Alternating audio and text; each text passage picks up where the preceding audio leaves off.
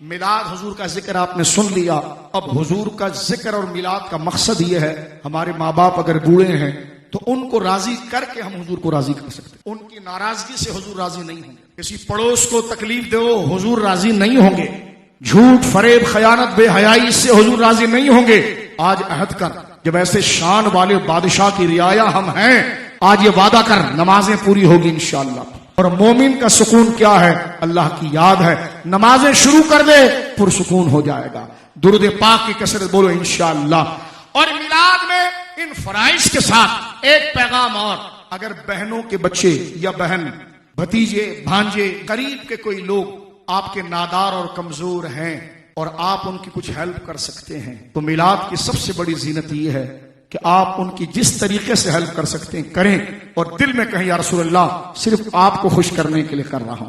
अल्लाह रब्बुल आलमीन जल्ला वाला हमें ये मुबारक बातें लेकर अपने घरों तक हुजूर के मुकम्मल दीन को लाने की तौफीक अता फरमाए।